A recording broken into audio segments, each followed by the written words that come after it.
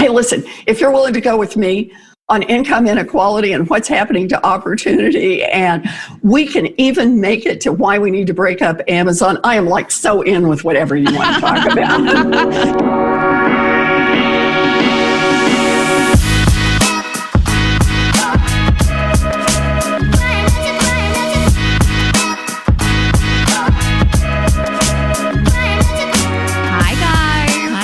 Welcome back to another episode of Girls Gotta Eat. It's Elizabeth Warren. Big day. Oh my gosh. Happy Yom Kippur, where all my Jews at.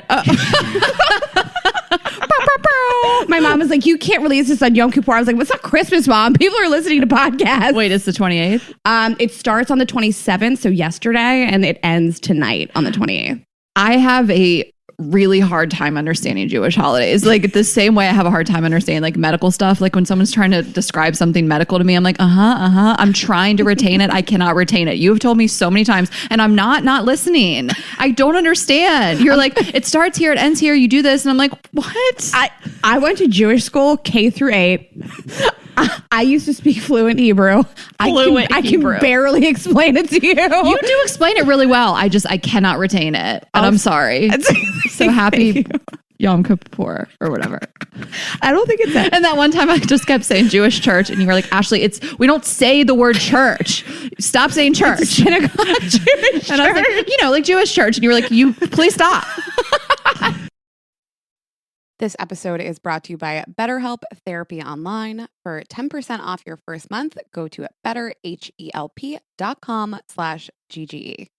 So we all carry around different stressors, big and small, throughout life. And when we keep them bottled up, it can start to affect us really negatively. And therapy is a safe space to get things off your chest and figure out how to work through whatever is weighing you down. And sometimes we can have journals and self-talk and friends and family that help us, but it is really, really helpful to talk to a therapist outside of that, and they can empower you to be a better version of yourself and set boundaries and work through whatever is going on with you personally, professionally, in your love life, with friends. If you're thinking of starting therapy, give BetterHelp a try. It's entirely online, designed to be convenient, flexible, and suited to your schedule. So you'll just fill out a brief questionnaire, get matched with a licensed therapist, and switch therapists anytime at no additional charge. I absolutely love what they're doing, and they make it so simple. Get it off your chest with BetterHelp. Visit betterhelp.com/GGE today to get 10% off your first month. That's BetterHelp, HELP.com/GGE. I was thinking while you're reading, like, do I have more stuff to say about Jewish stuff? That's it. That's the extent of my knowledge. It's just, I respect it, but there is a lot to know. Like Christmas, we're like, yeah, whatever. Like Jesus is born that day and we do a tree and presents. That's it. It's also the same day every year. Jewish calendars are different. Even more confusing. That's the thing. Jewish people are like, they're just smarter and they can do all this complicated shit. And they're like, try to remember it. Yeah, that is true. They're like, we remember it. Non-Jews couldn't remember the shit. I have to Google it every year, and I am a Jew. Every year, I'm like, when is Rosh Hashanah? But yeah, I mean, I'm sure that most people, if it's different every year, how are you supposed to? I don't know when Easter is. I'm also not out here this like raging Christian. I sort of know when Easter is. I mean, it does change around about time. But yeah, Easter Sunday is different every year. Oh yeah, duh, because the date of that Sunday changes every year. Yeah. And Good Friday. Listen, guys, I'm not a math major, okay? But I did go home for Rosh Hashanah. I try to either go home for Rosh Hashanah or Yom Kippur every year. I'm completely non-religious. I don't know why I'm telling you this. I'm telling everybody else. But it makes my mom happy. So yeah, it does. She was happy. She was as happy as she can be. She made me have dinner outside and not go near her, but it's okay. That's fine. Maybe by Thanksgiving she'll let me sit in the house. Your mom was like, mask up, bitch. She did. She made me keep the mask on. And we sat outside. I stayed with a friend, but I wanted to tell you, so my life in Pittsburgh is really different. All my friends are married. They all have a bunch of kids. They all have houses. So nothing in common with any of them anymore. Yeah. But Friday last week, I had like this mommy day. My friend was like, we'll have a mommy day. So first we went to socially distanced yoga in the park. It was beautiful. There was a fountain. I've never taken yoga before, and I did it. Yeah. And then came out of the gate. Yeah. Came out hard. So my two mommy friends and I was like, what else are we going to do? It was a mommy day. And so then we like got smoothie bowls and juices, and then we bought pot on an app. There's an app you can buy weed. And then we went to the pot store and got it. I'd say pot. I've smoked weed every day. Then we went and got pot. at the pot store. Then we just like hung out. My one mommy friend rolled a joint for me, and then we went and picked their kids up at school. What? These are, I was like, is this what Of course, these like cool moms know about the pot app. the pot app? I was like, You guys download the app for free. Use code GGE at potapp.com for 20% off your first dank weed purchase. But I was like, is this what, and then we just like, they didn't, by the way, they did not smoke and then go pick up their kids. Okay. I'm glad you clarified. I was like, oh God. My friends would never do that. They're like People are upstanding coming for us. citizens. Yeah. So we did that. Then we picked up their kids. We played with their kids. It was the best day. I love that. I love a mom day. I could do that. I could be a mom if that was my day every day. Yeah. I recently went and saw some family of ours with 3 kids, my cousin's kids. It was so much fun. I love They're watching so your much fun. Instagram They're like stories. such good ages. They're 4, 6, and 8. And the 2 girls are 6 and 8. The little boy's 4. And they like built this, they did. They took this big box that our my all form chair came in. They made this fort. They had like, flowers. They had like a door that opened. They would make you knock on the door. It said dogs allowed on the front. It was so fun. My mom set up a pumpkin hunt for them, like mini pumpkins. And they did like an Easter egg hunt. Yeah, it was just so fun. I love these kids. And they're such a fun age.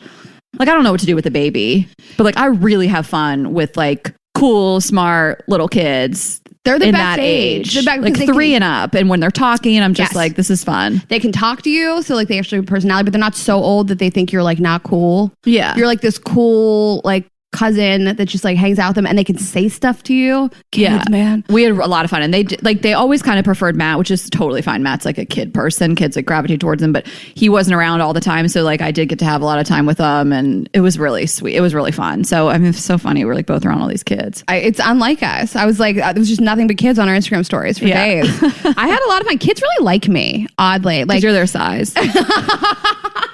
They think you're just a big kid. yeah, that's why I only like kids under 8 because after that they're They're taller than you. Matt was probably taller than you at like 6. Absolutely. If you guys are a new listener, Ash's brother is what, 6'8" or 6'9"? He's okay, girl. I'm wish glad he you was- said it. He's 6'7", but I want to jump in here and talk about. I love LeBron. Shout out to LeBron. What? And No. I want to be LeBron. When we went, Guys, I didn't know. I never knew that Ashley wanted to be LeBron. when we went to Barstool, we did the Answer the Internet. This was a while back, and they said if you could have anybody's body, who would you have? And Rayna said Emily Ratajkowski, whatever. And I said LeBron James, and they were like, "What the fuck?"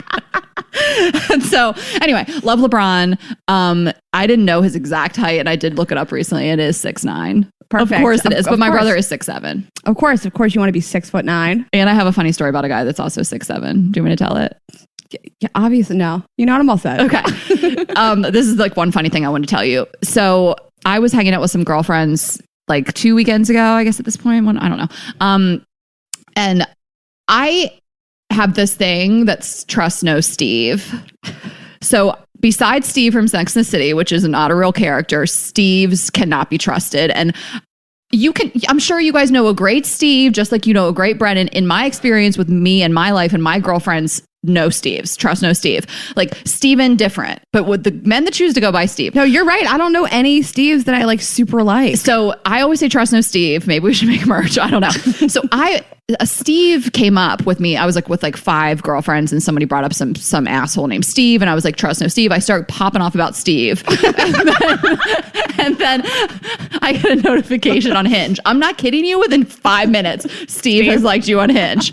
And why was this Steve hot? 6'7". He's like this volleyball legend. And I was like, somebody at Hinge was listening, and they're like, serve that bitch a hot Steve. Find the tall Steve in the database, send it to him, then get her to match with him, send it to her. I was dying.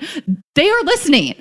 There's Hinge heard Hinge me is talking listening? about no trust no Steve, Steve this, Steve that. Sent me the hottest, tallest Steve they had in the database. Justin McLeo, the founder of Hinge, he's just sitting at his desk. He's like, we heard Ashley doesn't Like it's like, and maybe we'll talk about this next week. People want us to talk about the social dilemma, but like the dramatization that we can't stand. But when they're like beep boop boop boop boop, and they're like listening and controlling you. Pete Campbell, yeah, like that's them. Like in Hinge, they're like, we want to find this bitch a boyfriend so she'll promote us instead of dragging us. So give her a hot Steve. But then, what were you gonna say? I'm just shocked by this. I can't believe it. It was within minutes, and I was like, girls, this is so crazy. And then so I told my brother, we were just chatting, and I was like, wouldn't it be so funny if I also dated like a volleyball person because his fiance played like college volleyball. Then she coached at the school. Like she's like all American volleyball. She's good at everything. She's my nemesis. Yeah, and she's 6'2". You know, she's this all-star volleyball player.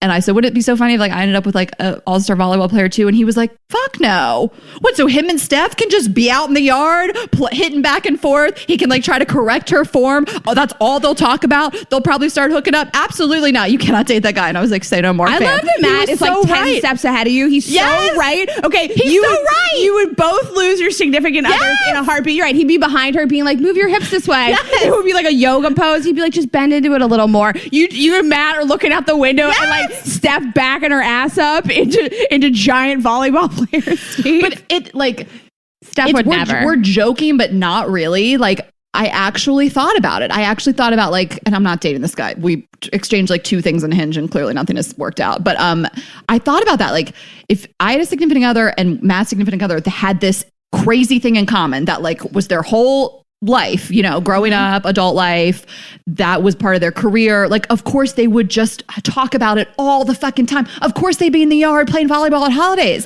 And I was like, say no more. And Steph is so sweet. Like she would never see it coming. You know, like I would be like, what are you touching me for? What the fuck are you doing back there? Like I would see it coming because I know that men are all dirty little trash assholes. But Steph would be like, he's just being nice. He's just being nice. And Matt would be like, I'm about to knock this guy out. She's too nice. She's too trusting. I'm not going to date volleyball Steve, but thank you to Hinge for trying. I'm trying to think like what my sister-in-law is like into that like I could date a dude that'd be like into the same thing as her. Like I can't think of any. She just has like a big ass and big tits. So like I can't let anybody go near her.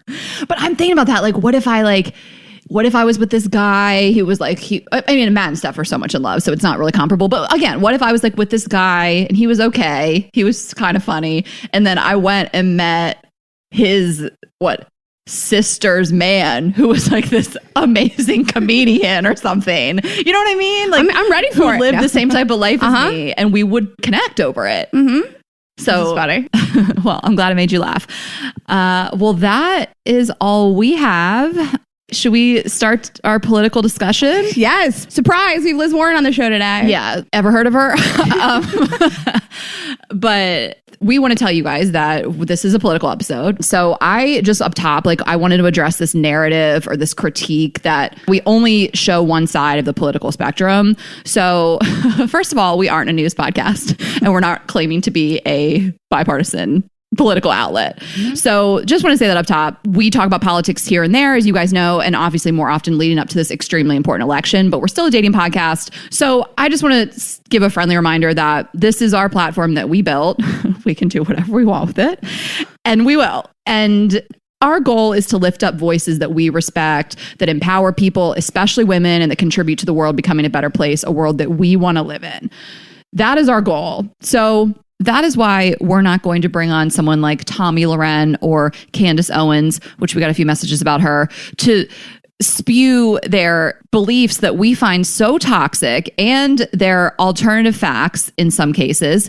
If you want to see what they stand for, it's all easily accessible on the internet. Go watch Candace Owens argue with Joe Rogan about whether climate change is real or not. Go to both of their Twitters and see what they have to say about the Breonna Taylor verdict.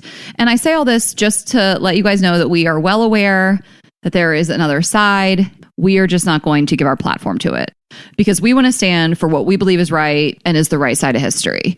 And, you know, perhaps if the situation was different, we would be, quote unquote, showing both sides. But we feel at this time that the stakes are just too high and that the current president is a threat to our democracy and a danger to this country and to all the progress that we're trying to make, because we will always encourage people to strive for a country and a world that believes in equality for all, values compassion and honesty, trusts science, gives women the right to choose what to do with their bodies, has leaders that are respected on the world stage, doesn't give billionaires more tax breaks than the working class, and isn't run by greedy, rich white men. So we're giving our platform to voices that we want to empower and that are going to make the world a better place. I'm glad that you said this, and obviously I always like co-sign everything that Ashley says. We talk about this stuff ahead of time. And I think a lot about you guys feeling like you're in a safe space and you're heard, and that, we're not sort of turning our backs on some of your beliefs and thoughts. So I wanted to talk a little bit about just the division in this country in general and what's happening. And I think as a country, we've fallen into this us versus them mentality, as if there's only two sides and one is right and the other side is the devil. And we vilify the other side and we want to taunt them and scream at them on social media. And I feel like let's wave the flag a little and start to see this as a human rights issue and not some partisan battle. And I'm not ever going to say the Democrats are all good and Republicans are all bad. You're not even a terrible person because you voted for Donald Trump in the first election. I wouldn't have done it, but I try to understand it. And I think you can vote for Joe Biden and still be a Republican. I've heard a lot of people say that they're Republicans, so they're torn. I absolutely think you can vote for a candidate and still be a part of a different party. Just like I think you can be pro-life and still vote for other people's rights to choose. You can be confused by the phrase defund the police and still vote to uphold the rights of minorities that are indisputably disproportionately targeted by law enforcement. You can be a Republican and still vote for a candidate that isn't a climate change denier and someone who admitted on tape to lying to the American public about the coronavirus pandemic and that allowed 200,000 people to die. You don't have to just do one thing. There isn't just two ways of looking at the world. And I think that we forget a lot that we essentially are all the same. We're all Americans, right? We all want the same things. We want to feel safe. We want to have our rights honored. We want our children to be protected. We want access to medicine and education and equal pay. We have never in history seen such polarization and division in this country. And it's not a coincidence, right? The people at the top and the person at the top loves this. He loves the chaos. He loves the dissent because it deflects from the actual problem, which is him. And you can say whatever you want about Barack Obama, but I do feel like he was a great man and he worked every day to unite this country and be a president for the people. And that's who I want to vote for. I want to vote for somebody that, even if I don't believe in all of their values, that they are trying to be a president for everybody and unite the country. So that's respected by the rest of the world. Yeah, that's important respected too. by the rest of the world. And I think that we've just become part of this climate where everybody's just this us versus them thing. And if you don't believe what I believe, then you're an idiot and you're the worst. And I don't believe that. And I don't believe that people that are Republicans or conservatives are terrible people. But I still think you can vote for a candidate that is in your best interest. Yeah, I hate this division. I don't really love how divided it has become, and it continues to get more divided. I don't agree with everything the Democratic Party does. I have critiques. I may lean more conservatively or more moderately in some areas. I think that a lot of people feel the same way. You can hold beliefs from both sides. I wanted to talk about my uncle, who I saw and spoke to recently. We've talked politics on numerous occasions. He is a registered Republican, probably voted Republican most elections in his life. He was a Navy pilot. He was in the Navy with John McCain. I think John McCain was his squadron leader. They stayed close. Big Republican energy on that guy. And he is proudly voting for Joe Biden this election. He is horrified at the way Donald Trump has quote unquote led this country and what he's done to this country. And he knows him on a little bit deeper level with some business stuff, but he is choosing country over party wholeheartedly. And I just think that might be a lot of people's story. There is this difference between Republicans and Trump Republicans. And I'm sure someone like my uncle may resonate with some of you listening, or your parents or your family members. So I did want to bring that up. And, at the end of the day, I am a Democrat, but it's more that I'm just a progressive. And it's just that you just want progress in the country. You know what I mean? I don't understand how that can be looked at negatively. If you want a country where women have less rights, the white race is superior, gay and trans folks are discriminated against, we separate immigrant families at the border, climate change is ignored, our police system continues as is with senseless murders daily, mass shootings continue because there's no sensible gun control, the president lies about the severity of a deadly virus, like you mentioned. I could go on and on. If you want that, we got a guy for you. If you want that, and if you're open about it, and those are things that you hold dear, and this Make America Great Again means a different time before progress, okay. It's out there for you. And I want to take a minute and talk about Joe Biden. We are well aware that he wasn't everyone's top choice.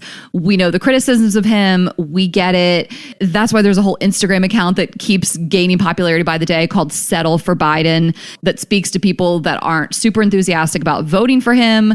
But there is a wealth of information about why he is unequivocally the best option for this country. I really recommend it. A lot of great info, actually, because that's how a lot of people feel, But I will say I have always had a place in my heart for Joe, especially being from Delaware and a proud Delawarean. He has had a lifetime of serving his state and then his country alongside Barack Obama. He has long stood up for women, including establishing the Violence Against Women Act. And he wants to build our economy stronger. He wants to create jobs, continue the fight for racial equality. He believes in a sustainable infrastructure and a future with clean energy, criminal justice reform, better education and healthcare systems. The list goes on and on. You can always check out what he stands for on his website. And he will lead with compassion. Above all, this is a man who has empathy and compassion. It's so important for our leaders to not be power-hungry narcissists and to see their constituents as human beings. And I have so much respect for Kamala as well. I think she'll be a huge part in leading this country, as will whoever else he appoints. Maybe our guest today, who knows? Because it's not just the president leading and making decisions for the country. This isn't a dictatorship, contrary to what the current president may believe and act as such. So I do believe that Joe Biden and Kamala Harris will lead us towards actual progress. Mm-hmm. And the last thing I want to say is that I do know that people are frustrated with both parties in the system in general. Like, I've talked to people, I've listened to interviews, I've seen tweets, especially from a lot of Black individuals in this country that say things like, we couldn't fix these things when we had a Black president. Like, the Democrats couldn't fix this. Even when the Democrats controlled every area of the government, like, we still had all these issues. And it's like, that's totally fair. And I hear those people and I see them. But like, I do think that we have a revolution on the horizon if we're not really in it already. I do think that more people than ever before are quote unquote woke. So many white people are finally waking up and seeing these systems of oppression and wanting to do something about it. And it needs to be like that because it needs to be all of us in it together. We are on the precipice of change. I really do believe it. I have to believe it, that I have to have hope. I'm not out here just going to like abandon the country and fucking leave. Like, I still have hope. And I just understand why people don't trust the Democrats and they don't think either party is going to help them. But like, we still have to try. And like, there really is only one candidate in this race that still does believe in our democracy and won't undermine it at every chance he gets, And I wonder sometimes, I'm like, maybe we weren't as adamant about looking at racism when we had a Black president. I think about that too with Hillary. Like, what if Hillary would have won? Would as many women would have been fucking angry and fired up to run for office, to run for positions of power? Like, I think Donald Trump's presidency, the best part about it is it lit a fire under so many people's asses. And it is why we have more women wanting to be involved in politics and more people of color. Like, I can always find the positives. And I think that's the positive. I hope he doesn't get elected again. I think that would be really detrimental to our country. But I just want to hear people that are like, I don't trust the Democrats either. It's like, yeah, we get it. Mm-hmm. But there is only one option if you really want to try to move the needle. Like, we can't just burn it all to the ground right now. I know some people feel that way and I hear them and I see them, but I do think we can make the system work for us. I hope.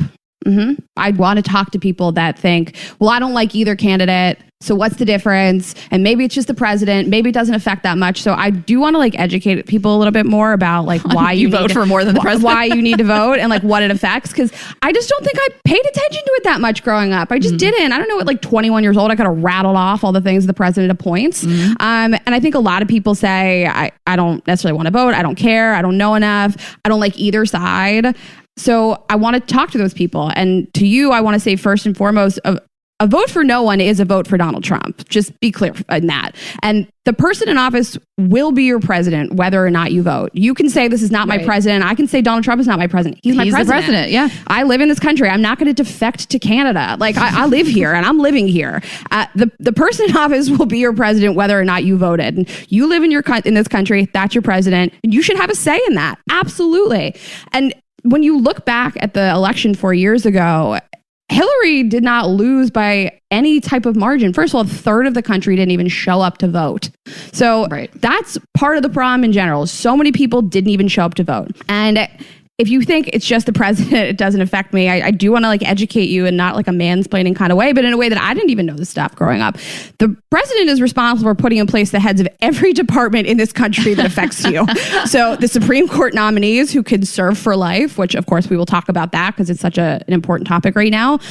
he appoints the cabinet, which if you don't know what that is, it is 15 executive departments. It is the Secretary of State, Secretary of Education, Labor, Energy, Defense, Agriculture, Commerce, Housing and Urban Development. Do you live in a home? The secretary of that shit is appointed by Donald Trump, okay? The Secretary of Education. Do you have kids? You're affected by this. Right. I don't care who you are, what you do for a living, where you live. The heads of these departments and subsequent decisions that they make matter to you and your life. And lastly, the president controls and appoints tons of independent executive agencies. So we're talking the CIA, the FBI, and the EPA, the Environmental Protection Agency. And I don't think people currently in California, in Oregon, and Washington State want somebody who's a climate change denier in the office. This affects a lot of people. This affects housing and childcare and so many other things. And even on like a small micro level, look at what the first lady of the country did for us in the last 8 years and then the current one. And what a huge difference that's been. And, you know, he brings into the White House the vice president and the first lady. And those things have a huge reverberating effect on this country. So it is absolutely not just the president. Your local elections too. Yep. Aside from just look at your ballot, study it, do mail-in so you can bring it home with you or fill out a sample one and bring it in with you and do the fucking research, because even the people that affect what the police are doing, it's the sheriff, which is like a funny word. Sounds like we're from like the 40s. The attorney general, like you said, like I post on my Instagram story, all the things that affect the police are like in your state, in your city, in your town. Like we can make so much change. Look at AOC. Nobody thought she would win. She wasn't expected to win.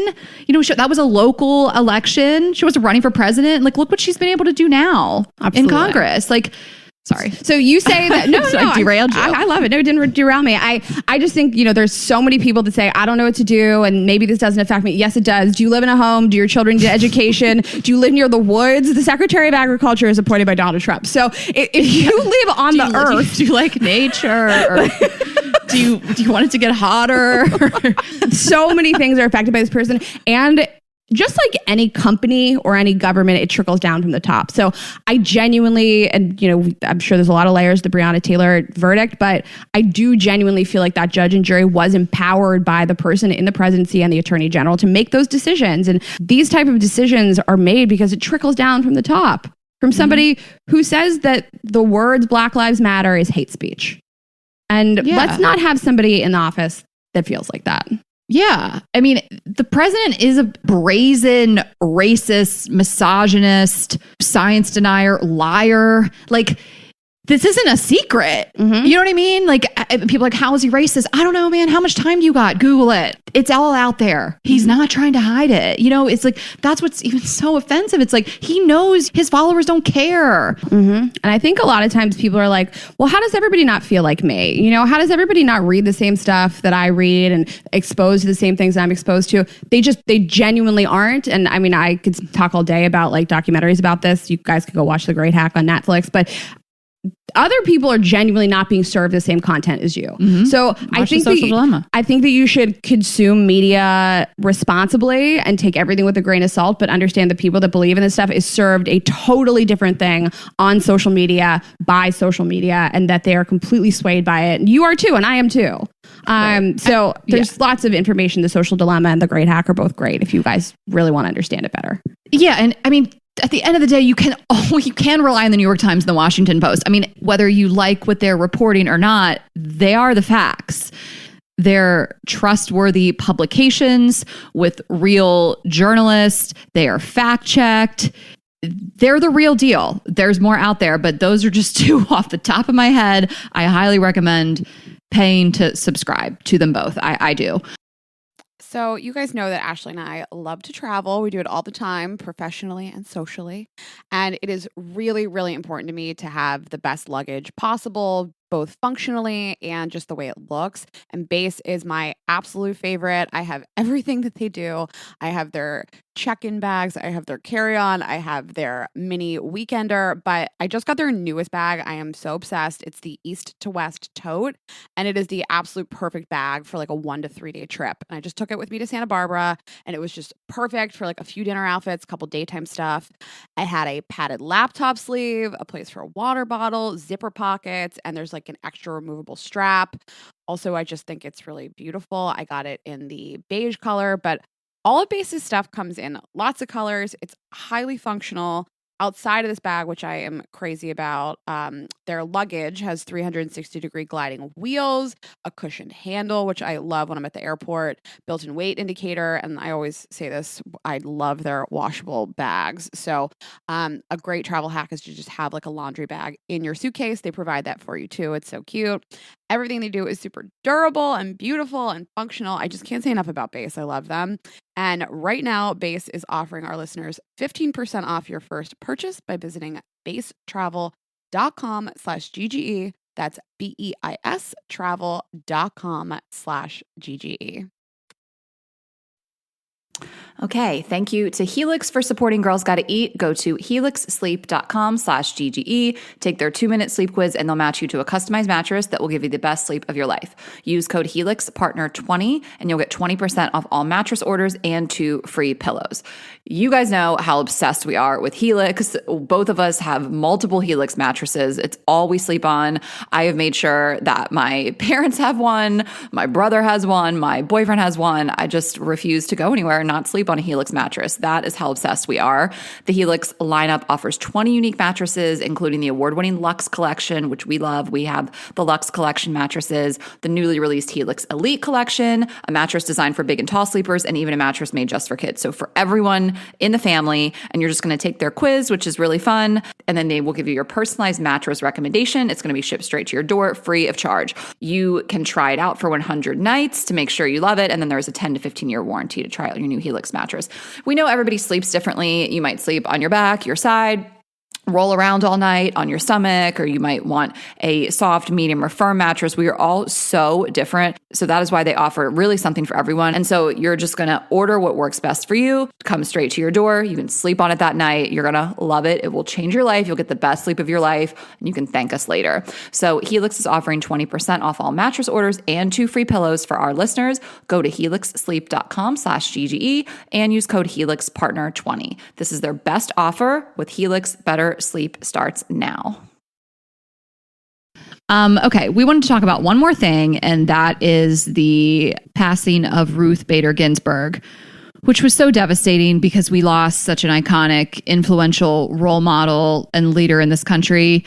She was one of the most incredible women that has ever lived. You know, I recommend watching RBG, the documentary On the Basis of Sex, which is a story about her life too. But what is it? Like dramatization? Is that what you call it? When there's actors? A movie with actors? It's fiction.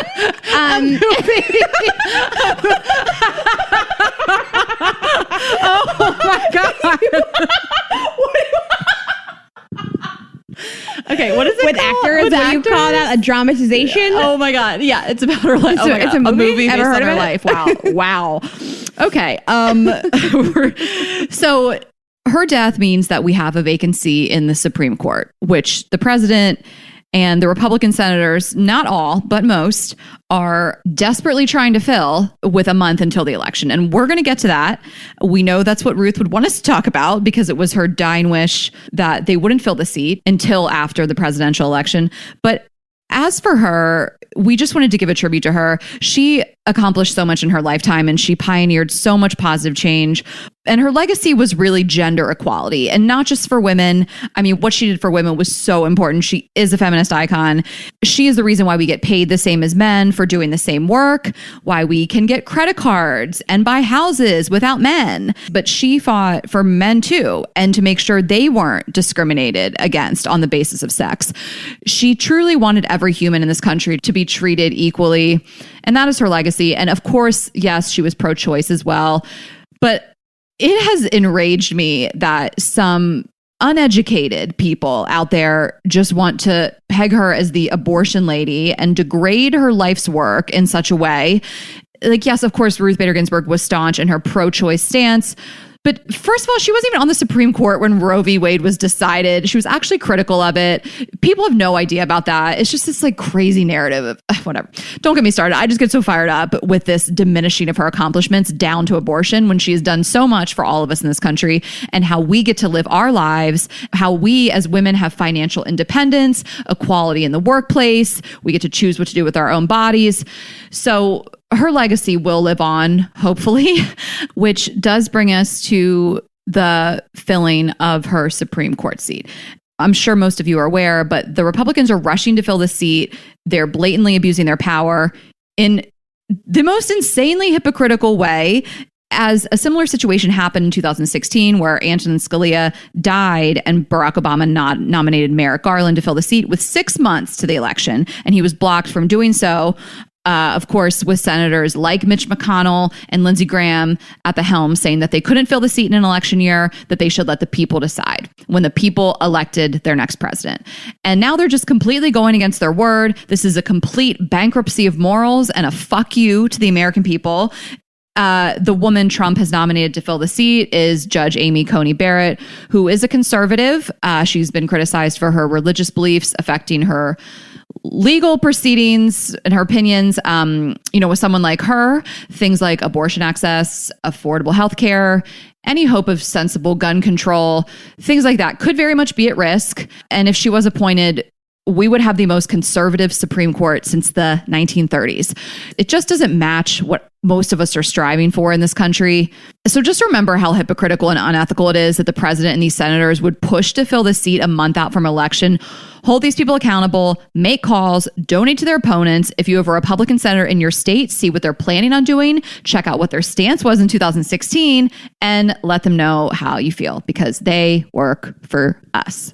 This is what happens in a dictatorship. People don't care about your rights and what you want. They're just rushing to forward their agenda and to make sure this person gets in there, because yes, even if Donald Trump is not in office, they might still be in office. And this is so undemocratic to try to rush something like this. It is a lifetime position. Yes. It's not something you rush in 39 days. Yes. Presidential campaigns go on for years. Right. We're going to fill a lifetime position seat. in a couple days. And they're just like, we got to advance our agenda, stick somebody in there. So it's important. Think about it. Think about why somebody would want to rush a decision like this and how unfair that is to you on either side of the coin. If you're a staunch Republican conservative, it's not fair to you either. Yep. To rush something like this. Yes. And it's like, we're about to decide in a month, 40 days, whatever, what we want as a country. It would be insane to push through somebody with an ideal that is not going to reflect what we're about to vote on. Should we get a new president? Should we flip the Senate to blue?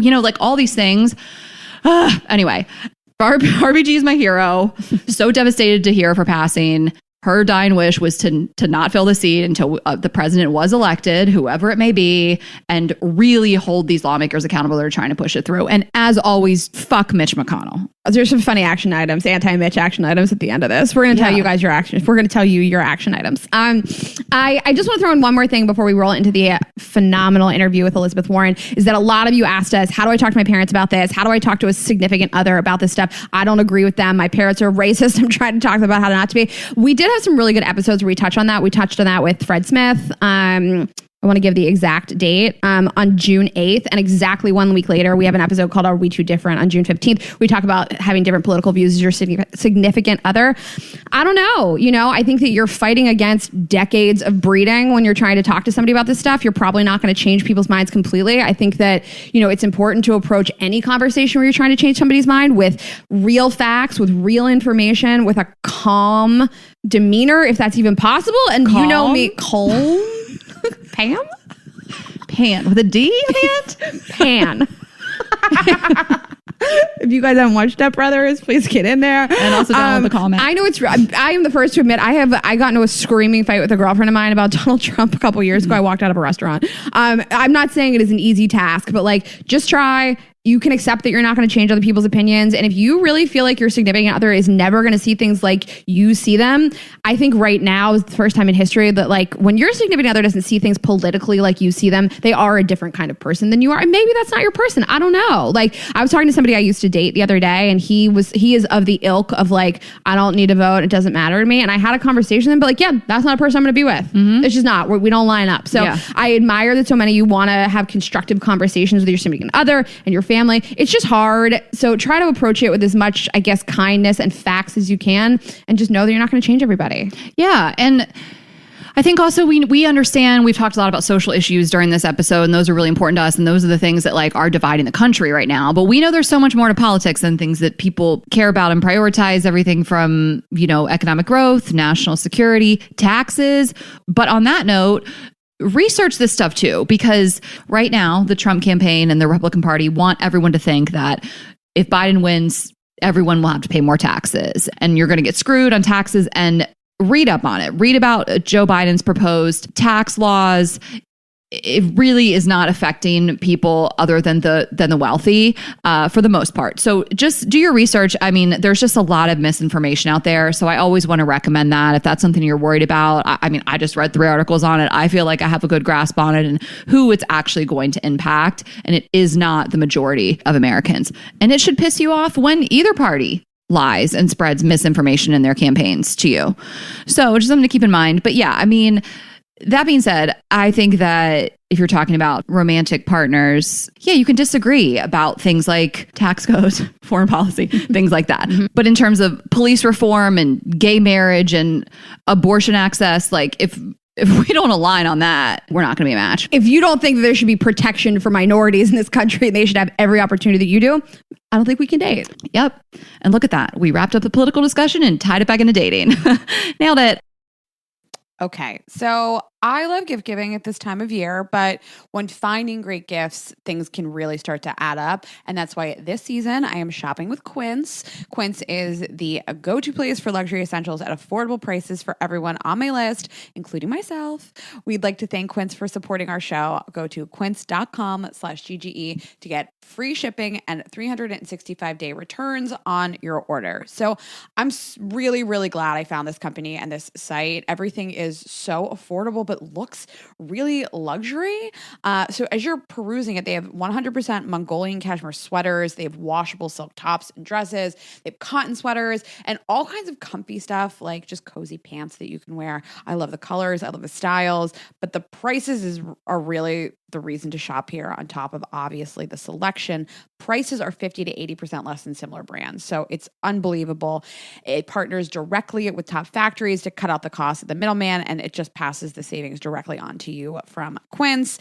And I just love what they're doing. I love the styles. There's so much variety, and it is such a one-stop shop, whether you're shopping for kids, you're a significant other, your parents, anybody will really love this. You can get affordable luxury for everyone on your list with Quince. Go to quince.com/GGE to get free shipping and 365-day returns on your order.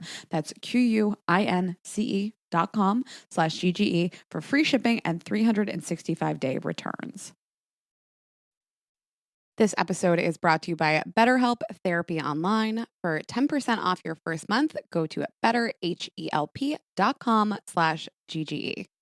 So we all carry around different stressors, big and small, throughout life. And when we keep them bottled up, it can start to affect us really negatively. And therapy is a safe space to get things off your chest and figure out how to work through whatever is weighing you down. And sometimes we can have journals and self-talk and friends and family to help us, but it is really, really helpful to talk to a therapist outside of that, and they can empower you to be a better version of yourself and set boundaries and work through whatever is going on with you personally, professionally, in your love life, with friends. If you're thinking of starting therapy, give BetterHelp a try. It's entirely online, designed to be convenient, flexible, and suited to your schedule. So you'll just fill out a brief questionnaire, get matched with a licensed therapist, and switch therapists anytime at no additional charge. I absolutely love what they're doing, and they make it so simple. Get it off your chest with BetterHelp. Visit betterhelp.com/GGE today to get 10% off your first month. That's BetterHelp, HELP.com/GGE. We are really, this is one of the greatest honors for us as the podcast in years. We have a really amazing guest today. You guys already know who it is, but we'll tell you about her anyways. She is the U.S. Senator from Massachusetts, serving since 2013 as a member of the Democratic Party and a progressive. She is one of the nation's leading progressive voices, fighting for big structural change that would transform our economy and rebuild the middle class. She was a Democratic candidate in 2020 for the U.S. presidential election. Please welcome to the show, Senator Elizabeth Warren. Woo! I love that. That's the kind of introduction, Rayna, that at that point we all are ready to go. So good. I feel a little choked up, so I'm glad that you're happy. If you ever need to bring Rayna on the road with you, she'll go. Ready, she'll be your hype girl. There we go. We need to play a little Dolly Parton now in the background. 925. I got you on that. I'll do that part of it. Her and I have a lot in common, just between the neck and the belly button. Right there. Just that part. Well, we're so excited to have you and your expertise on the show today to talk to people about voting and why it's important and what the issues are. Yeah. That's what we're going to do, because there's a bunch on the ballot this year. Yeah. And so we don't have you we could talk to you for hours, but we have you for a limited amount of time. You might be a little bit busy. So let's just get right into it and talk about some of the issues in this country and what our current government is perpetuating in terms of wealth disparity, what you like to discuss. I mean, your career has been dedicated to it, trying to change this. So we'll just let you kind of educate our audience. Well, let's talk together about this. Let's talk a little bit about income inequality. Okay, and a little bit about wealth gap. And the reason for that is not because we're in America where we say every single person has to have exactly the same amount of money and exactly the same things to do. But it's really, part of this is about how families at the very, very top have two things going for them. They got a whole lot of wealth, a hugely disproportionate amount of the wealth in this country. But they also have a hugely disproportionate amount of the power. And that power is exercised in Washington. And what do they get for all that power? Well, they get things like tax laws that work for them and don't work for much of anyone else. So think of it this way. If you are in the top 0.1%, it's like tippy, right? You're right up there at the very, very top. You have more wealth than about half of America, okay? You got a lot of money. But here's the best part of being up there. Last year, you would have paid about 3.2% of your total wealth in taxes. Okay. But everybody else, that 99%, they would have paid about 7.2% of their total wealth in taxes. So think about it this way. One of the things that's happening in this country is not just there are the very, very rich and everyone else. It's there are the very, very rich who have gotten their hands around our federal government and keep just very quietly, just an inch at a time, twisting the tools of government to help them get richer. And let's face it, that means, relatively speaking, not only does everybody else get poorer, everybody else has got to pick up the slack. Mm-hmm. Somebody's got to pay for the roads and the bridges.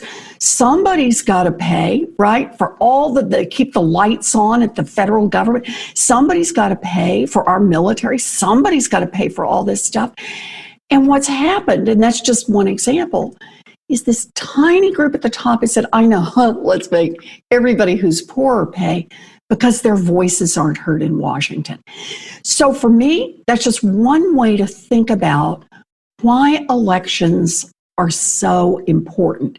So here we are. We're coming up on November 3rd. We've got this election. It's a big deal, big national election, a lot of state offices as well. But one of the things that fundamentally is on the ballot is, who does government work for? Well, I guarantee rich folks have been making campaign contributions and have been lobbying Congress and have been building these think tanks and have just armies working to make sure that that government in Washington works for them. The only way that we just get a little fairness back in the system is if lots of people to show up to vote and say, hey, I want a government that works for everyone. And that's what Joe Biden and Kamala Harris are all about. And the way we make that difference is iwillvote.com, make a plan to vote. You make a plan to vote, and you make a vote, not just for Joe and for Kamala, but for an America that's just a little bit fairer. That's how I think about this. Mm-hmm.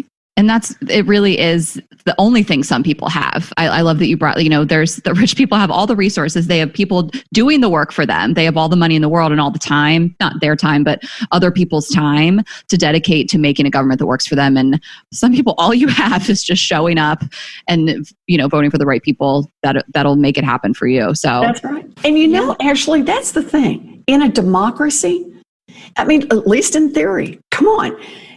Everybody has one vote. Every citizen has a vote.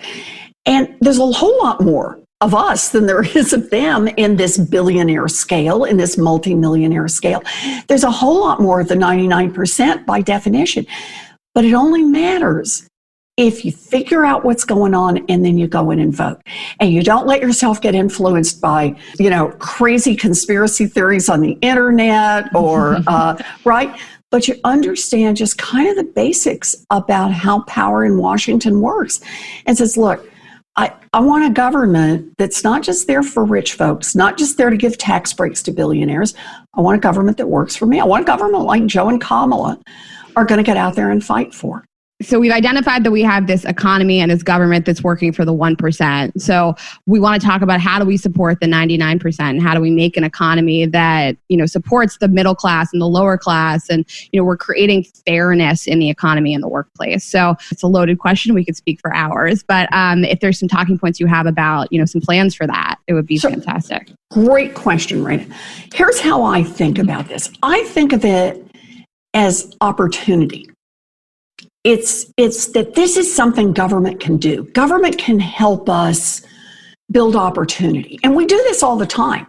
For example, as a government, we invest in roads and bridges and electricity and clean water. And one of the main reasons we do that is so that if somebody wants to start a small business, they don't have to go build a road to do that. All you got to do, right, is you can go to the building, you can build your building if you have to, but the road's going to be there, the electricity is going to be there, the infrastructure is going to be there.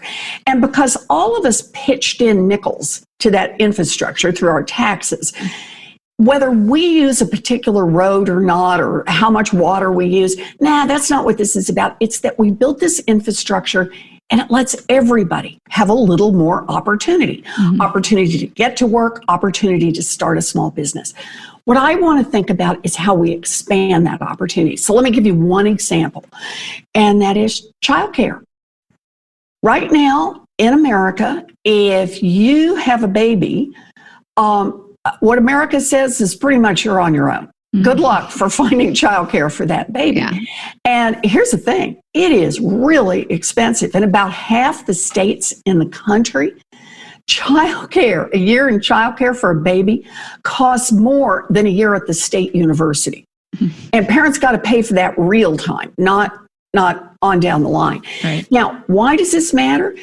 Because we don't invest in childcare, there are lots of folks, and let's face it, mostly women, who cut short their educations, can't go back to school when they have a baby, or cut short their jobs, can't take a promotion, can't go from part-time to full-time, can't take your job at all, because childcare either is not available, or if it is available, it costs more than they're going to make out there in that job. I have talked to so many people. I've talked to teachers and lawyers. I have talked to people who do cleaning. I've talked to people who just say, I want to work and I can't make the numbers work or can't find a place for my baby. So what if we think about childcare the same way we think about roads and bridges?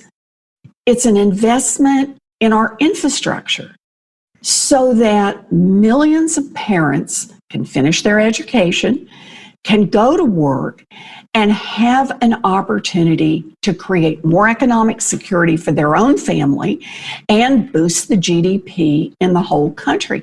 And understand this. This is not one where, whoa, if we did this, we would be so amazing as a country ahead of the whole rest of the world.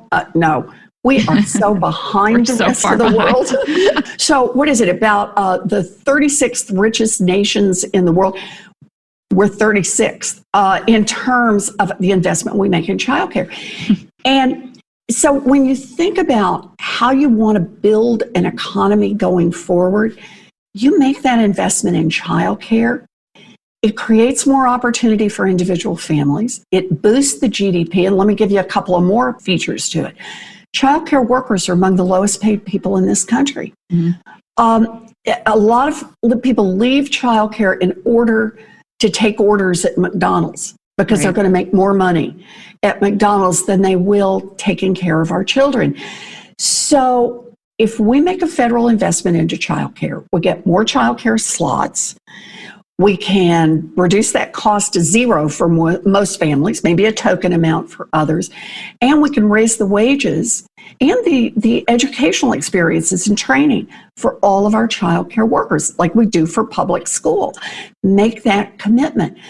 That gets money into a part of the economy that's dominated by Black and brown women, gets more money into their pockets, and helps lift them and their families. And then just one more part. It's good for the babies. Right. It's good for them to have better caregivers, right? It's good for them to have caregivers who have more training, more money. So think about that. That's just one way in which we can make an investment in childcare, create more opportunity for young people who are trying to start their families, who are trying to start their economic lives, and for their children. And we could do that over and over and over. And let me know if you want to talk about student loan debt and housing and lots of ways that we could do this. But you get the basic idea. Yeah. Well, I'm glad that you brought up students and people that are recently entering the workforce. And what does that look like right now? And I cut you off. Did you want to finish? Yeah, I want to talk about student debt and then also touch on the challenges of starting a small business or running a small business because of this corruption with big business and how, I mean, they've obviously been hit so hard with COVID, but some people just don't even want to bother because we have these monopolies in certain industries and whatnot. So I know one of your platforms is just making it easier to start a small business, run a small business. So maybe those are the two final things we touch on. But we'd love to talk about student debt too. But for people entering the workforce, that's great. You know, starting a business. I think a lot of people, because you can't start a business if you have all this set. Yeah, so it all goes together. We're killing it. So cool that you would focus on this. But notice that you want to do two questions. They're not two questions. They're one snaky question all wound together. Mm-hmm. Okay. So let's start with student debt portion of this because it happens a little earlier in life, right? So right now, what we're dealing with in America is about $1.5 trillion in total student loan debt. Think about that, $1.5 trillion. And it has been growing, the amount of student loan debt. Think about it. Every year, some people graduate and start to pay off their loans. Some people finish paying off their loans. Some people take out some new loans. It ought to be a pretty steady amount of debt, right? People are struggling so hard to deal with that student loan debt, falling behind, paying penalties, interest is mounting up. Student loan debt has been growing at about $100 billion a year. And I mean, this is a real stone on people, right? This is rocks in your backpack. Why go to college? Hard to climb. Exactly. You start your life in the red, That's exactly right. It's for many, many people, they start they're kind of grown up, ready to go into the world of work. Already one full mortgage behind the starting line. Mm-hmm. They're going to have to pay off the equivalent of a mortgage, pay off the equivalent of a couple of cars before they get to dead flat broke and ready to start their lives because they've got so much student loan debt. And then one more part to student loan debt because it goes right where you were. Before the pandemic, we had already seen the impact of the student loan debt. As it was increasing, fewer people able to leave mom and dad's house, fewer people able to buy cars, fewer people able to buy homes and start building wealth through homes. And the one you identified, fewer people able to start small businesses. And we were starting to see this division. If you were lucky enough to be born into a family that could afford to pay for your education without loading you with debt, then you could start your own business because you could decide you were going to live on ramen noodles and, have 7 roommates, at least for a while, and give it a try. Roll the dice. See if you can launch this great business. But if you got to make that student loan debt payment of $486 a month, no matter what, $721 a month, no matter what, you got to go work for a big corporation. Not even a small business. You got to work for a big business that's going to turn out that regular paycheck. And that means we get fewer small businesses starting, but it also means that opportunity That's why I keep phrasing this as opportunity, that opportunity to follow your dream, that opportunity that you're going to open that great yoga studio, that opportunity that you're going to bring this terrific app to market. All of that gets divided along whether or not you grew up in a family that had a lot of money or not. And again, for me, this just goes back to basic fairness. So what should we do about this? How about let's cancel a big hunk of that student loan debt? Mm-hmm. We could cancel student loan debt for about 43 million Americans. I have a plan to do this. It would cancel about $50,000 worth of student loan debt. And here's the thing about doing that. I'll put one more twist in this. It would not only help people get on their feet faster, help them be able to buy homes and start businesses, it would also start to close the black-white wealth gap. In fact, among people with student loan debt, it would close it by roughly about 20, 25 points. And the reason for that is that African Americans and Latinos are more likely to have to borrow money to go to college, borrow more money while they're in college, and have a harder time paying it off when they get out of college. So by saying, wait a minute, we can't keep this up. We need to invest in young people, canceling out a big hunk of that student loan debt, and then for the next generation coming along, making sure that everybody's got access to technical school, 2-year college, 4-year college, without having to take out any student loan debt. Let's do that tuition free, just like we do K-12. By making that available, then people can start their economic lives on pretty sound footing. Mm-hmm. And opportunities are there, whether you grew up, as the daughter of a corporate CEO or like I did, the daughter of a janitor. You'd all have a chance. And I think that's the kind of America that we want to build. And I talk about this every chance I get with Joe Biden. I talk about it with Kamala. I talk about it with the Democrats in the Senate because we want to make this happen. We've got the bills. We're ready to go. What we need are the voters to show up on November 3rd. We get enough people voting for Democrats up and down the ticket. We can make a real change here. We could cancel out a bunch of that student loan debt and help create opportunity for everyone. I love that. And then, also breaking up some of the businesses that need broken up too. Yes, I'm so glad you mentioned this. Exactly right. So here's another way we can open up opportunity for small businesses. And that is, it's time to bust up some of the big businesses. And yes, big tech, I'm looking at you. Yes. And let me just think about the examples. How to think about this. 100 years ago, a little over 100 years ago, we had the monopolies of the railroads, right, and the steel mills. And we passed antitrust laws to say, wait a minute, you want to get this market working, you got to break up these big monopolies and let small businesses have a chance to get a foothold. That's what I want to see us do now with these big tech companies. So think about what's happening with these giant corporations. First of all, remember how we started on the question of fairness? Amazon. Last year, Amazon reported a little over $10 billion in profits. Nobody's going hungry there, right? If you've got enough of your Amazon stock. Do you know how much they paid in taxes, corporate taxes? I don't want it. Don't say it. It's going to make me want to. It's a nice round number. Oh my goodness. 0.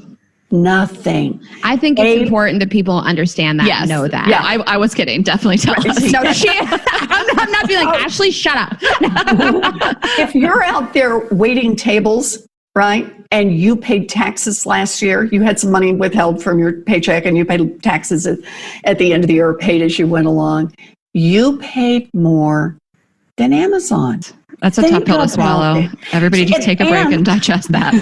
And think about that. It's back to that first point that I started with. I was talking about how the billionaires had twisted the government. Whoa. Billionaire owners of Amazon. Right. There we go. And the big corporations that have invested in this.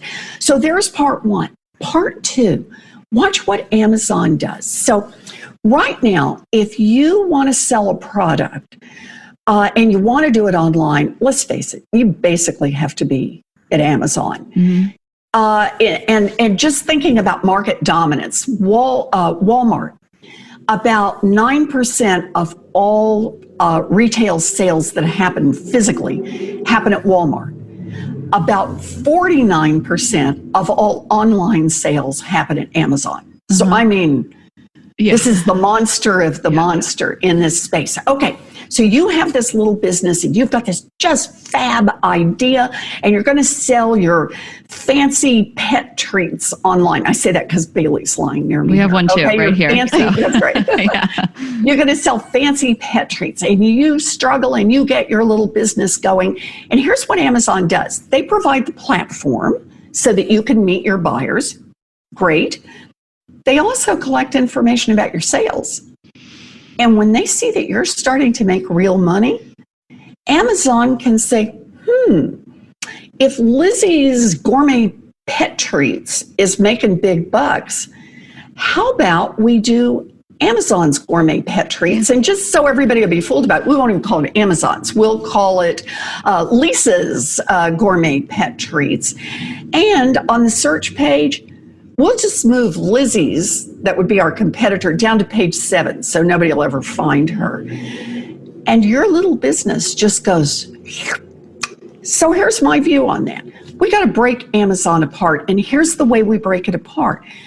You can be the platform. I still want to be able to order online. I think that's great. You can run the platform, or you can be one of the businesses competing on the platform.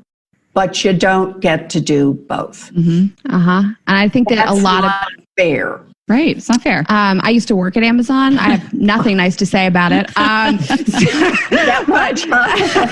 But, you know, I think a lot of people don't really understand that Amazon controls all e-commerce and so many small businesses sell on there, and that Amazon has full reign to steal your idea, market it as their own, and sell it and post it at the top of the page. So I don't think that that's common knowledge, and it's really interesting. And then you know, we have a friend that has a small business that her business couldn't function because people wouldn't pay the shipping. People were so used to free shipping and free 2-day shipping. So, you know, we have an e-commerce side of our business, and they're so programmed to want this thing that's so unrealistic for a small business to even offer. We can't offer free 2-day shipping. That would be a crazy thing. So you're almost forced to go on there. Now I'm just spiraling, but anyway, so I like that example. Yeah. But you are right. And the reason you're so right is I care about, you're trying to do this. I care about your friend.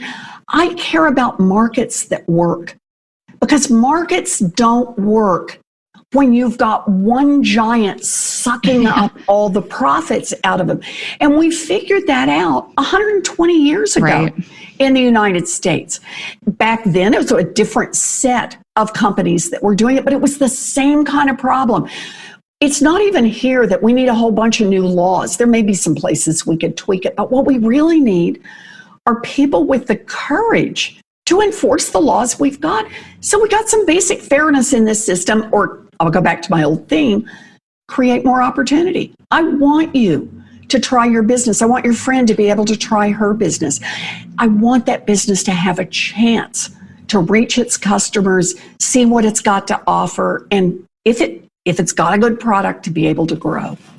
And it's scary too with Facebook. They have a marketplace too. They can promote whatever they want. And Instagram too. They can do whatever they want. It's just kind of a scary thought. So it is. It is. And Apple, I've been following all these, all the tech trials, trials. But, you know, in case people don't, Apple also controls all of the apps and what gets prioritized on there as well. So your access to things like apps are fully controlled by Apple.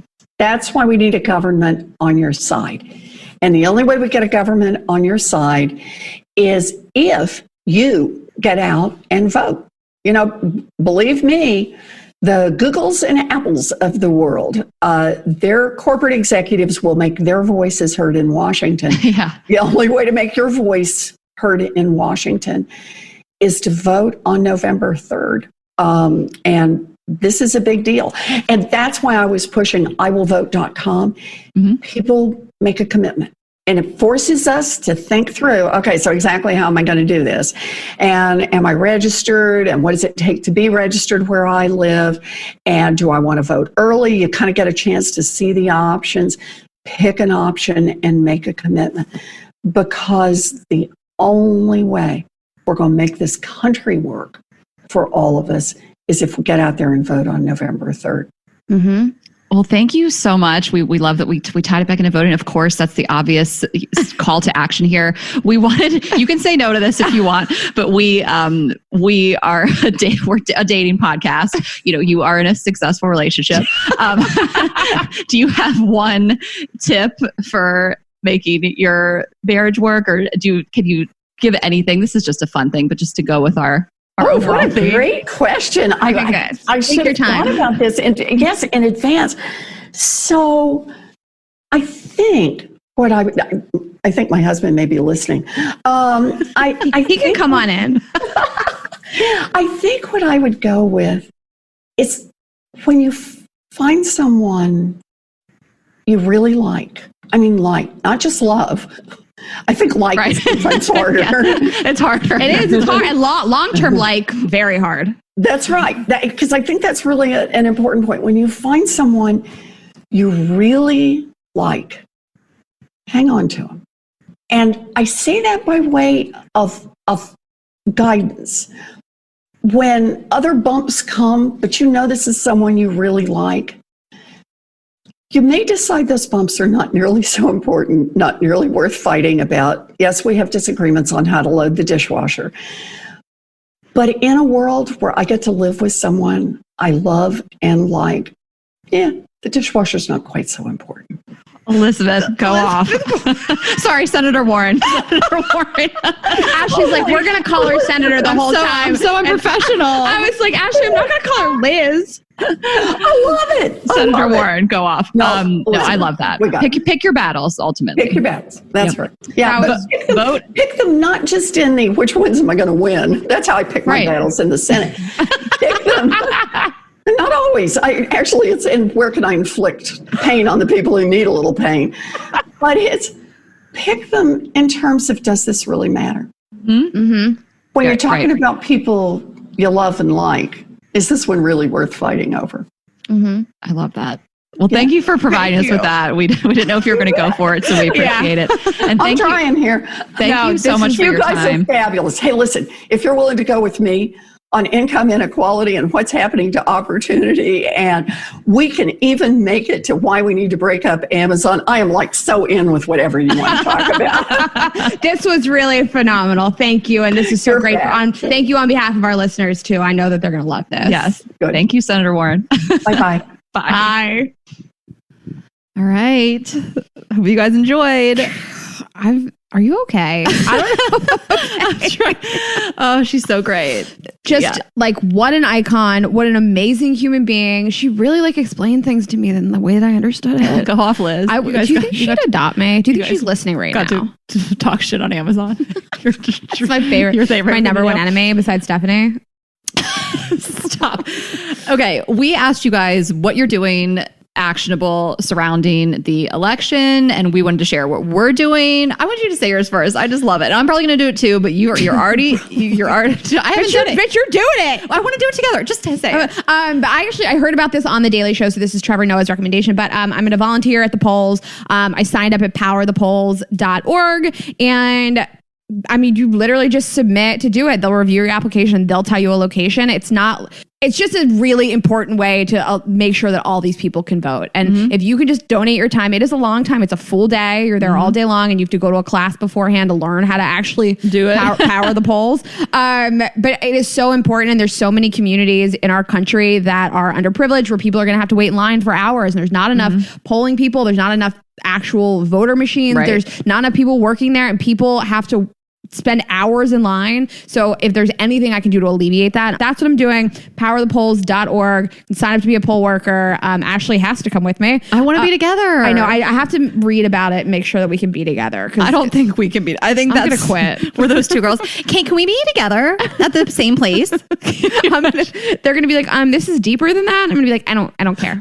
I just don't care. We're going to record a live podcast. No, I love that you're doing that. I want to do it too. I have been donating to women candidates who can actually flip the Senate seat.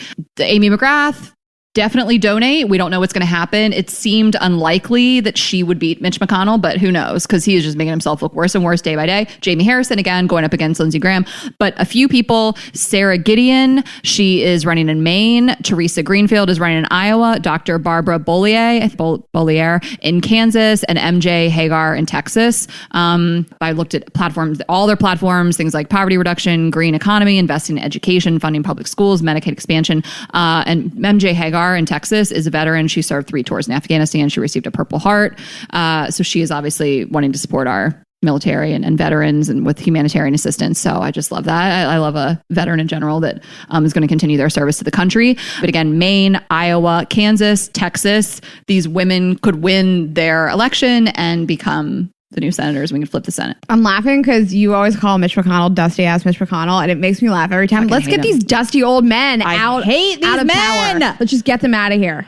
I have been talking shit on Mitch McConnell since we started this fucking podcast. Remember that fuck, marry, kill? It was like Donald Trump, Mitch McConnell, or Ted Cruz. I'm gonna barf just thinking about it. Okay. Ashley is a pioneer. She's hated Mitch McConnell since before it was cool. There's no, honestly, like they played audio of him speaking on a recent episode of The Daily, and I had to fast forward more so than even Trump. I hate him with such a passion. Okay. Let's talk about what you guys are doing. We asked you what you're doing. We've sort of interspersed really funny stuff with real actual items. So we're just going to run through them, and we can put them on our story too. You guys can get some information. All right. I'm going to start and go through the first half. Okay. Asking all my Tinder matches what their voting plan is and sending links to register to vote. I love that. I cleared out my following and Facebook friends. Can't take the negativity and hate. That's great. Protect your energy. Only giving head to guys who register to vote. Beautiful. Asking people why they're voting for someone rather than just telling them they're wrong. I love this. The more, I know it's hard, guys, but the more you can have those calm, rational conversations. Running a get out to vote campaign for my college campus. I asked my gym to stop airing Fox News, and they said no, so fuck them. Say the gym, sis. What gym was it? We'll stop going too. Okay. Second date, a guy told me he wasn't registered. Third date, watched him register, then fucked him. Ugh, love this. I'm getting turned on. Learning that the media is not all bad. You just have to learn how to consume it wisely. Screaming vote Trump out every time I come. And then this is the last one I'm going to read, right on brand. Creating a voodoo doll of Mitch McConnell. Haven't you done that already? That came from Ashley. Get Mitch or die trying. That's not original. No, it's not. But we have something in that vein coming up. Sending text via Powered by the People to get people to vote. There's what you can just start sending text messages to people. Just text strangers. If there's a guy that hasn't texted you back, hit him with a voter registration link. Mindset shift. The election doesn't start November 3rd. It ends November 3rd. Convincing all the boys I'm talking to, it is a lot of them, to vote for Biden. She had to flex. Donating to wegotthevote.org to help restore ex-felons' right to vote in Florida. Writing letters and postcards to people about the importance of voting through @VoteForward, or the website is votefwd.org. Instead of a normal girls' night out, a bunch of us signed up to work the polls together. That's so cute. Yard signs that say grab him by the ballot. Making my boyfriend, who was previously uninvolved in politics, research for 10 minutes per night. She's like, you have homework. Sit down. Your 10 minutes starts now.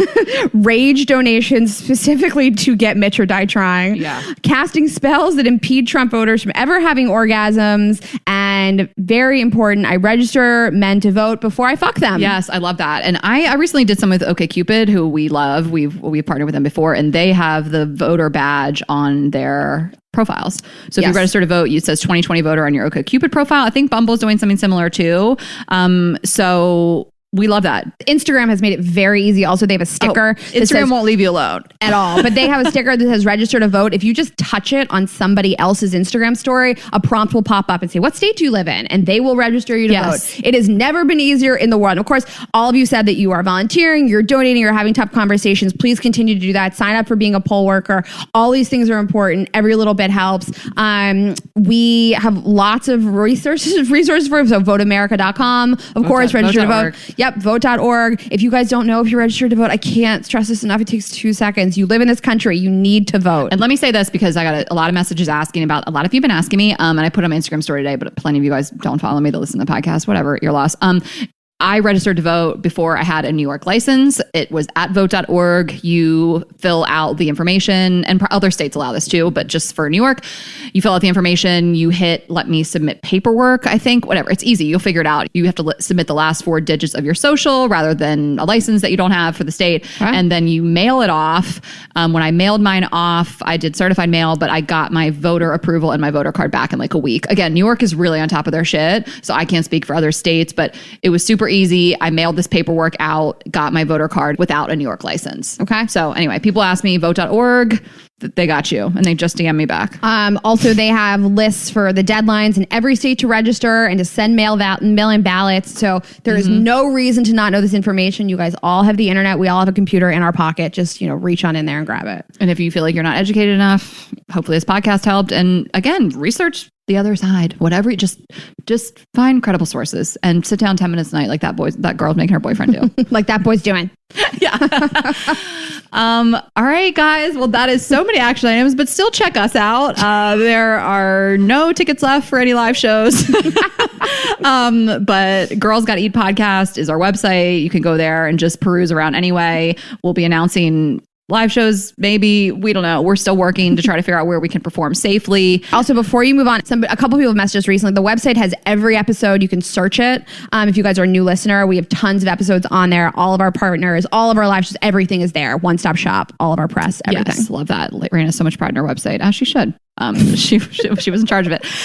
Girls Gotta Eat podcast on Instagram, Ash Hess, Rayna.Greenberg, girls_gotta eat on Twitter, and youtube.com/girls gotta eat. And get out there November 3rd. And we'll be back next week with some sexy talk. We're lighting it up. Okay, guys, have a great week. Bye. Bye.